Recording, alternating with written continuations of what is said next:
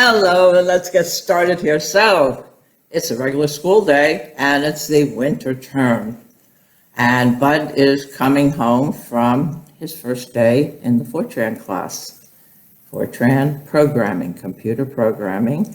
And he has had just an introduction and a tour around the computer lab. Now, the computer lab at that time was the size of in fact, it was put into a gymnasium. And it was full of vacuum tubes. I mean, this computer was huge. And these vacuum tubes, it was stinking hot in there all the time, even though they tried to keep it cool. But these vacuum tubes would overheat. And without a doubt, you would trudge all the way to the computer room with your big box of punch cards. And then you'd get there and there'd be a sign, the computer lab is down. So they'd go back and trudge all the way back with those heavy boxes of cards and try again later. And you never knew from one time to the other when that was going to be up. So if you had a project, you'd better get it there early to have it turned in time, because the profs weren't really that considerate of, too bad the computer was down, you were supposed to have it done. So let's start now. Okay, I'm at home with little Gregory, and all of a sudden the car door slams and in comes Bud. He says, "Oh, Doll, I can't believe how interesting this new FORTRAN class is." I said, "Yes, I know, but I had it last term." He says, "Yes, I know." He said, and I picked up today a bunch of FORTRAN cards, punch cards. So I'm ready to go, and we got our first big project. I said, "Oh, good." I said, "Who do you have?" He says, "Oh, I have Dr. Ted. Dr. Ted's seems like a really cool guy." I said, "Yes, that's the guy I had." It seems strange that he lets you call him Dr. Ted. That's not his last name, that's his first name. Well, he's a young guy, Bud said, and he feels comfortable with the class, and he's sort of hip. So, okay, so we both had Dr. Ted. I had him in the fall semester, and now it's the winter semester, and Bud has Dr. Ted again for programming. All right, so week one, Bud does his first project, and it's always due on a Friday.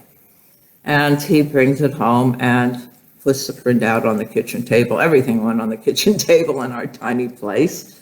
And I pick it up, and I'm reading his printout. Now, a printout looks something like this. I'll show you what it looks like here. Looks something like this, okay? And it has all the stuff in it, okay? And I'm looking down, and I said, "Bud, honey," I said, "you forgot something pretty important in there." He says, "What?" I said, "Well, you have to put in, and Dr. Ted's going to grade you on this, you have to put in statement cards." He says, "Oh, yes, that's right. He told us about those." He says, "What exactly do they do?" I said, "Well," "I learned this the hard way because I did it wrong too, Bud, the first time. But statement cards go in, and they're for the other programmers. And they might be something as simple as saying step 1, step 2, step 3, and you put them periodically in your computer program printout for other programs to follow along in your logic and how you go forward." He says, "Don't they interfere with the program at all?" I said, No. They're just printed out on the sheet, and then when the computer programmer reads them, he can see what you did. And they explain it. It won't interfere with the calculation. It's just a statement card that goes in the box. Okay, so I saw a light go on in his head.